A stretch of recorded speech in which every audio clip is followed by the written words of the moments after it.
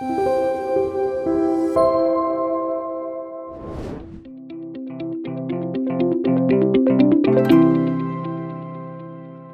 크게 이제 두 가지를 다룹니다. 그리스도 안에서 일어난 새로운 변화인데 그리스도인이 된다는 것의 의미, 굉장히 기본적인 것이죠. 그 다음에 두 번째는 예수님을 주님으로 영접한다는 것의 의미가 무엇인가. 다 우리가 기본적인 것인데 설명하라 그러면 조금 애매한 것들입니다. 이 부분들을 한번 다뤄보기를 원합니다. 그리스도인이 되는 것이 굉장히 쉬워졌습니다. 오늘날에는. 여러분들 예수님 당시에 그리스도인이 된다라는 것은 주님께서 자기 십자가, 자기를 부인하고 자기 십자가를 지고 따르라고 하셨죠. 그 당시에 십자가는 사용 형틀이었습니다. 다시 말해서 예수님 당시에 초대교회 당시에 그리스도인이 된다라는 것은 십자가를 지고 사형틀을 지고 따른다는 의미지요. 다시 말해서 죽으러 간다라는 의미입니다. 매우 무겁고 부담스러운 부르심이 그리스도인이 된다라는 것입니다. 근데 오늘날 그리스도인이 되는 사람 가운데 이 정도의 무게감과 이 정도의 부담감으로 그리스도인이 되는 경우는 매우 드뭅니다. 오늘날 그리스도인이 되기는 너무 쉽죠. 교회 출석하는 것을 그리스도인 되는 것 정도로 생각하고 있습니다. 예배 드리는 정도를 그리스도인 되는 거로 생각하고 있다라는 거예요. 그래서 우리가 그리스도인이 된다는 것에 여러 가지 오해가 있는데 제가 여러분들 강의 안에 다 이렇게 적어놨는데 따라서 참조해 주시면 좋을 것 같아요. 유튜브를 보고 계시는 분들은 여러분들 제목을 클릭하시면 밑에 쭉 강의안이 뜨고 또 우리 성령에 오신 분들은 강의안을 제가 다 만들어서 드렸습니다. 자, 그리스도인이 된다는 것의 오해. 내가 이런 것이 있으면 그리스도인이 아닐까라고 오해하는데 이것은 우리가 참된 그리스도인이 되는데 착각을 불러일으킬 수 있는 것입니다. 첫 번째는 모태신앙이면 나는 그리스도인인가? 어떻게 생각하십니까? 어릴 때부터 교회를 다닙니다. 그렇지만 여러분들 자라면서 회의에 빠지는 친구들을 많이 보지요. 기독교 문화에 익숙하지만 생명력이 없는 사람들을 많이 봅니다. 우스갯소리로 모태에서부터 부모님의 신앙을 전수받았지만 죽을 때까지 신앙생활 제대로 못한다고 해서 모태신앙이라는 그러한 약간의 비웃는 그러한 의미로서 이 단어도 사용합니다. 그만큼 이 모태신앙이 정말 진실한 그리스도인이 되는데 오히려 장애물이 있을 수 있다는 거예요. 문화적 그리스도인이 되면서. 그리스도인이 되는 것은 하나님께 대한 단독자로서의 반응입니다. 우리 부모님이 중직자라고 우리 부모님이 교육자 심지어 선교사라고 해서 내가 저절로 그리스도인이 되는 것이 아닙니다. 따라서 예수 믿는 가정에 태어났다고 모태신앙이라고 내가 그리스도인이라고 확신할 근거는 없다라는 것입니다. 두 번째는 내가 영적 기도를 했으면 그리스도인인가? 이것도 여러분들 좀 조심스러운 부분들입니다. 왜냐하면 우리가 영적 기도를 할 때 성경에서 이야기하는 분명한 복음을 제대로 듣고 영적 기도를 하는 경우가 드물기 때문입니다. 대부분 부분적인 복음, 주대신과 십자가를 지는 그 복음의 핵심들이 빠진 채로 우리 중심의 복음, 내 인생에 일어날 좋은 일들과 문제를 해결하는 복음 정도로서 우리가 영접하는 경우가 많이 있다라는 것입니다. 그러다가 그렇게 영적 기도를 한 후에 내 인생의 문제가 해결되기는커녕 더 꼬이게 되어질 때에 영적 기도 한 사람들도 시간이 지나면 얼마든지 쉽게 교회를 떠나고 신앙을 포기합니다. 따라서 이 영적 기도를 했다고 그리스도인인가? 이것도 퀘스천이라는 것이죠. 세례를 받으면 그리스도인인가? 세례의 의미는 사실은 그리스도인이 된다라는 의미예요. 그런데 오늘날 세례가 그만큼 그리스도인이 된다라는 분명한 의미를 가지고 가지는가? 질문을 던질 필요가 있다라는 거예요. 남자들 같은 경우에는 많은 경우에 군대에서 세례를 받습니다. 근데 군대에서 세례를 받을 때에 이분들이 정말 신앙을 제대로 고백하고 복음의 내용들을 이해하고 세례를 받는가? 그렇지 않는 경우가 매우 많다라는 것이죠. 뿐만 아니라 우리 자녀들이 유아 세례를 받습니다. 부모님의 신앙을 전수받기 위해서 유아 세례를 받습니다. 심지어는 그들이 자라나서 입교를 받기 위해서 스스로 신앙 고백문도 적게 됩니다. 그럼에도 불구하고 이러한 세례받았다고 해서 진정한 그리스도인이 되는가 고민이 많이 됩니다. 왜냐하면 서구 사회에서는 태어나면서 거의 다가 세례를 받습니다. 그런데 그들 가운데 살아가면서 그리스도인의 삶을 나타내는 사람들은 극히 소수입니다. 마찬가지로 오늘날 교회에서 유아세를 받고 입교를 받았다고 하지만 그들이 대부분 사춘기를 지나고 대학교에 들어가면서 신앙을 버리는 경우가 엄청나게 많다라는 것입니다. 그렇기 때문에 우리가 세례를 받았다고 입교를 받았다고 해서 이 친구가 그리스도인이라고 확정한다는 것도 매우 위험한 것입니다. 네 번째로 성경에 대한 지식이 풍부하면 그리스도인인가? 이것도 아닐 수 있습니다. 왜냐하면 성경에 대한 지식이 풍부하다면 여러분들 자유주의 신학을 공부하는 사람들, 신학자들, 교수들은요, 우리보다 훨씬 더 많은 신학 지식과 성경 지식을 가지고 있습니다. 근데 그 모두를 진실한 그리스도인이라고 우리는 인정하지 않습니다. 신앙의 지식이 그리스도인을 만드는 것이 아니라 그리스도인이 되는 것은 인격적인 예수에 대한 신뢰이며 의탁입니다. 지적인 동의가 아니라 인격적인 그리스도를 향한 신뢰와 의탁이 되지 않았으면 그것은 지적인 동의이지 우리가 이야기하는 그리스도인됨을 의미하는 것이 아닙니다. 아무리 많은 성경 지식을 가지고 있고 심지어 강단에서 누군가를 가르친다고 할지라도 그리스도와의 인격적인 만남과 전적인 신뢰가 없는 사람은 그리스도인이 아닙니다. 예배와 봉사활동을 정기적으로 가지고 있으면 그리스도인이 자동적으로 되는 것입니까? 그럴 수도 있고 아닐 수도 있습니다. 참된 믿음이 없어도 충분히 예배 드릴 수 있고 봉사할 수 있고 사람들에게 영향력을 미칠 수 있습니다. 거듭난 그리스도인은 당연하게 예배를 드리고 봉사생활을 합니다. 그러나 역으로 내가 예배를 드리고 봉사생활을 한다고 해서 나는 분명하게 거듭난 그리스도인이라고 그렇게 치부할 수는 없다라는 것입니다. 마지막으로 구원의 확신이 있다면 이 사람은 진정한 그리스도인인가? 이것도 애매해요. 근데 구원의 확신도 대부분 주관적이기 때문입니다. 다시 묻습니다. 왜 구원의 확신이 있습니까? 바로 답변이 잘 못 나와요, 우리가. 당신은 왜 구원의 확신이 있다고 이야기합니까? 무엇 때문입니까? 라고 이야기할 때 막연하다는 거예요. 내가 구원의 확신이 있다는 것을 믿었기 때문에 구원의 확신이 있는 경우가 많아요. 굉장히 주관적인 것이죠. 그래서 이건 역시도 여러분들 내가 그리스도인이라는 분명한 증거가 되지 않습니다. 자, 그래서 우리는 크게 두 번째로, 세 번째죠. 그리스도인이 된다는 것의 의미, 이것을 분명히 하고 넘어가야 됩니다. 그리스도인이 된다라는 것은 여러분들 먼저는 분명한 성경의 진리를 내가 받아들이고 그것을 붙들고 그것을 내 중심에 두는 것을 의미하는데 그리스도인이 되기 위해서 필요한 성경 진리 중요한 네 가지. 좀 외우기 쉽도록 제가 우리 한글로 지읒으로 이야기했죠.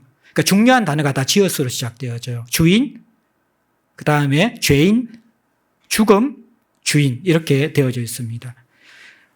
그리스도인이 된다는 것은 첫 번째 하나님이 주인이시다라는 것을 믿고 고백하고 살아가는 것입니다. 창세기 1장 26절 28절에 보면 하나님의 형상을 따라 하나님의 모양대로 인간은 사람을 창조하셨습니다. 그리고 나서 남자와 여자를 창조하신 이후에 복을 주시고 생육하고 번성하고 땅에 충만하고 다스리라 정복하라 그렇게 명령하시는 내용이 나옵니다. 이 창세기 1장 26절 28절에 보면 하나님과 관계된 중요한 세 가지의 여러분들 인식이 나옵니다. 첫 번째 하나님은 창조주시다. 우리가 살아가고 있는 이 세상은 우연히 된 것이 아니고 진화로 된 것이 아니라는 것입니다. 세상에 창조주가 계시고 그것이 바로 인격적이신 하나님이라고 고백하는 것이 첫 번째 하나님에 대한 인식입니다. 두 번째 그분이 다스리고 계신다라는 거예요. 직접적으로 다스리고 하나님의 형상인 우리와 함께 다스리시는 분이시다. 지금도 살아계셔서 다스리는 분이시라는 것을 믿는 것이 포함되어 있습니다. 뿐만 아니라 그분은 창조주시고 다스리시기 때문에 온 피조세계의 주관자이시고 주인이실 뿐만 아니라 나의 주인이시다. 이것을 믿는 것입니다. 굉장히 중요한 것이 여기에서 주인이라는 단어입니다. 이것을 로드십이라고도 이야기하고 왕으로 하나님을 모시는 것을 의미하는 것입니다. 근데 이 출발점이 분명치 않는 사람들이 많습니다. 사형의 책자에 보면요. 내가 예수 그리스도를 영접한다는 것은 내 보좌에 내가 앉아있다가 왕에게 주님에게 그 보좌의 왕자의 자리를 내어드리는 그림으로 표현하고 있죠. 굉장히 중요한 그리스도인이 된다라는 하나님에 대한 인식의 변화이거든요. 그런데 그러한 고백을 했는지 안 했는지는 알 수 없지만 대부분 사람들의 신앙생활의 모습은 하나님이 왕자에 앉아 계신 것이 아니라 자기의 필요와 자기의 기대와 자기의 목표가 왕자에 앉아 있는 경우가 많다라는 거예요. 그러면서 하나님은 그것을 위해서 수종 들고 봉사하고 채워주는 그 정도의 분으로 하나님의 자리를 다른 곳으로 밀어놓고 신앙생활을 한다라는 거예요. 이 출발점이 정확하지 않기 때문에 그리스도인의 삶이 시작되지 않는 경우가 많이 있습니다. 고백뿐만 아니라 삶의 중심에서 돌아설 수 없는 건너야 될 강을 분명히 건넜는가 이 지점이 분명치 않는 그리스도인이 많은 거예요. 결국 신앙생활의 걸림돌은 다 여기에서 걸립니다. 여전히 자기가 주인인 것이죠. 한 걸음도 나가지 않아요. 몇십 년 신앙생활을 해도. 하나님이 창조주이시고 주인이란 그 고백을 교리적인 고백이 아니라 삶의 중심의 고백이 돼야 되고 내 정말 인격의 중심의 고백이 되어지고 그렇게 살아야 되는 것이거든요. 근데 이게 불분명한 사람이 너무 많습니다. 이게 우리의 신앙생활의 문제이고 공동체를 혼란케 하는 문제가 되는 것입니다. 기초의 문제인 것이죠. 그리스도인이 된다는 첫걸음은 하나님이 정말 내 주인이신가? 이것부터 점검하고 시작해야만 합니다. 이 부분을 스킵하고 한다면 어떤 일도 일어나지 않습니다. 왜냐하면요, 두 번째가 중요하기 때문입니다. 우리는 죄인입니다.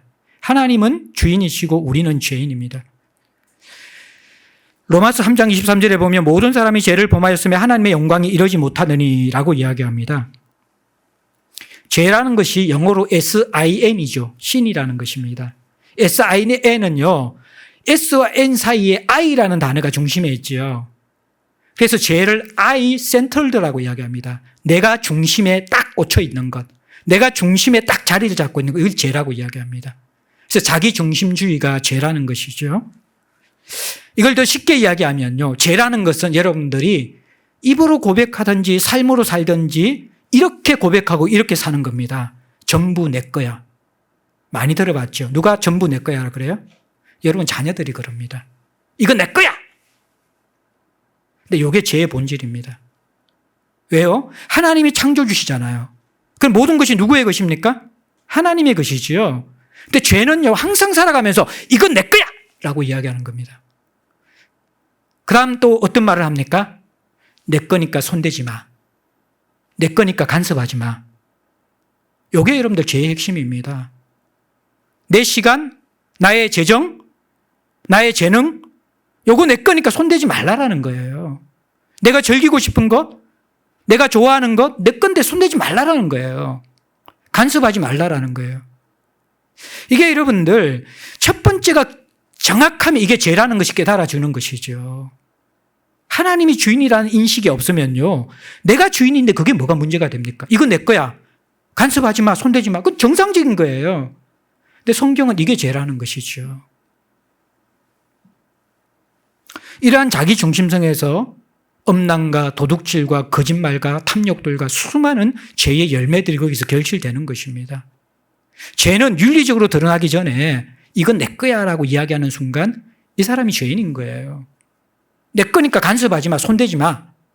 I-centered, 나 중심주의, 이게 죄입니다. 근데 우리가 늘 살면서 나 중심주의를 떨쳐버리지 않고 있거든요. 그 문제가 신앙의 근본 문제라는 것을 별로 인식하지 않거든요. 더 역으로 올라가면 하나님이 주인 되시다는 것도 희미하다는 것이죠. 세 번째가 예수님이 죄인인 우리를 대신해서 죽으셨다는 것입니다. 우리가 잘 아는 기초죠.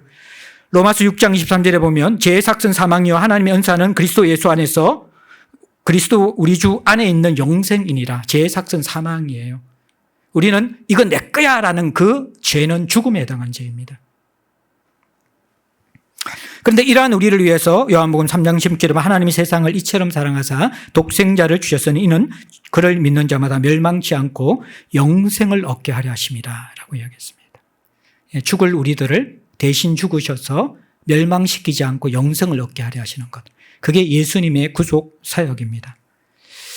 창조주에 대한 반역의 대가, 이거 내 거야 라는 그 죄의 대가는 죽음밖에 없습니다. 그런데 이 예수님의 구속은 내가 죽어야 하는데 예수님이 대신 죽은 것이 바로 구속의 의미입니다. 구원의 감격이 없는 중요한 이유는 나는 죽을 사람이 아니라는 착각과 예수님이 나를 대신해서 죽으셨다라는데 그 죽으셨다라는 심각성을 알지 못하는 것입니다. 제대로 깨닫지 못하는 것입니다. 기껏해야 예수님이 나를 사랑하셔서 내 부족한 부분, 내 무너진 부분, 내 필요한 부분을 채우기 위한 사랑을 주시는 분, 다른 사람은 나를 버리지만 예수님은 그래도 나를 사랑하시는 분, 그 정도의 사랑의 개념을 가지고 있다는 거예요. 그것은 주대신과 죄인됨과 구속의 개념에 대해서 정말 제대로 알지 못하는 반응이라는 것이죠. 구원의 감격이 없는 것은 내가 죽어야 하는데 예수님이 죽었다라는 것을 제대로 분명하게 인식하지 못할 때, 모호할 때 구원의 간격은 일어날 수 없습니다. 물론 이것은 우리의 죽어있는 영혼, 우리의 이성으로 깨달을 수 없습니다. 성령께서 오셔야지만이 내 죄인됨을 깨달을 수 있고 죄를 위해 죽으신 그리스도의 사랑을 깊이 깨달을 수 있는 것이죠. 그리고 마지막 네 번째 중요한 것은 예수님을 주인으로 영접하면 그리스도인이 됩니다. 요한복음 1장 12절을 보면 영접하는 자 곧 그 이름을 믿는 자들에게는 하나님의 자녀가 되는 권세가 주어집니다. 그저 감사하는 것, 그저 송구한 마음을 가지는 것이 영접하는 것이 아닙니다. 예수님이 정말 아프게 죽으셨구나. 정말 나 대신 고통당하며 죽으셨구나. 아이고 어쩌나. 너무 감사하네. 미안해서 어떡하나. 항송스럽고 송구한 마음이 영접의 개념이 아닙니다. 영접이라는 것은 죄인인 나를 대신해서 죽으신 그분을 이제 다시 주인의 자리로 돌려드리는 것입니다. 제가 죽을 모습인데 당신이 생명을 걸고 나를 살려주셨기 때문에 이제부터 나는 당신의 종이 되겠습니다. 당신이 나의 왕이십니다. 당신이 나의 주인이 되어주십시오. 라는 고백이 영접의 분명한 고백입니다. 여러분들, 그분을 주인으로 모신다는 분명한 의미가 없는 영접은 사실은 아무런 의미가 없는 것입니다. 보세요. 죄의 근본은 자기 중심적이고 내 거야 라는 그렇게 주장하는 것입니다. 많은 사람들이 신앙생활하면서 그렇게 이야기합니다. 지금 신앙생활 가운데 하나님의 사랑과 은혜를 충분히 받고 그 은혜와 사랑에 감사하게 되고 신앙이 조금 성장하면 내가 그때는 제대로 하나님을 주인으로 모시겠습니다. 기본적으로 복음을 모르는 사람인 것이죠. 왜냐 그러면 영접 자체가 죄를 해결하는 것이거든요. 죄를 해결한다는 것은 내가 주인이 돼서 나 중심적으로 살아왔기 때문에 일어난 모든 깨어진 모습들, 그 모습을 이제 버리고 예수님을 주인과 왕으로 섬기겠다는 것이거든요. 그런데 분명히 영접은 예수님을 주인과 왕으로 섬기겠다고 결단한 것인데, 잠깐만요 예수님, 제가 조금 더 시간이 있고 여유가 있고 내 믿음이 자라난 다음에 주님을 진짜 주님으로 제대로 모시겠습니다. 이거는 여러분들 기본적으로 죄도 모르고 주인됨도 모르고 영접도, 구속도 모르고 영접도 모르는 그러한 굉장히 혼돈된 신앙의 모습이라는 것입니다. 따라서 영접이란 이제 예수님을 주인으로 모시는 것인데 그것을 나중에 하겠다는 것은 이 말입니다. 나는 죄의 근본적인 문제를 지금 해결하고 싶지 않다라는 의미라는 거예요. 예. 지금 내가 예수님을 주님으로 영접하는 것에 부담이 있다는 것은 죄의 근본 문제를 나는 그리스도인이 되었지만 이것을 지금 나는 해결하기 싫어요라고 이야기하는 거예요. 주 되심을 인정하지 않는 것은. 그래서 여러분들 이 복음의 네 가지 지엇. 첫 번째가 뭡니까? 하나님은 나의 주인이시다. 이거 출발점입니다. 이것을 넘지 않으면 그리스도인이 아니에요. 두 번째는 나는 죄인입니다. 죄인이 뭐예요? 이거 내 거야. 이거 내 거야가 죄인이에요. 그 다음에 세 번째가 뭡니까? 이 죄인인 나를 대신해서 예수님께서 죽으셨다. 죽음. 예. 그럼 내가 죽어야 될 자리에 주님 대신해서 죽었으면 거기에 대해서 감동이 없다면 이상한 것이죠. 성령께서 이것을 우리에게 깨닫게 해주셔야 되는 것이죠. 그러면 마지막 영접이란 개념이 뭡니까? 그리스도인이 된다는 것은 하나님이 이제는 다시 나의 주인이 되어 주십시오. 그렇죠, 그죠? 그러니까 주인으로 시작한 하나님이 다시 주인의 자리를 찾는 것이 그리스도인이 되는 거예요. 그 중간에 뭐가 있어요? 죄인된 나가 있고 나의 죄를 해결한 예수님의 죽음이 있다라는 거예요. 그래서 주인, 죄인, 죽음, 주인. 이렇게 네 가지를 선명하게 여러분들 기억하고 계셔야 돼요. 이게 그리스도인이 된다라는 중요한 의미입니다.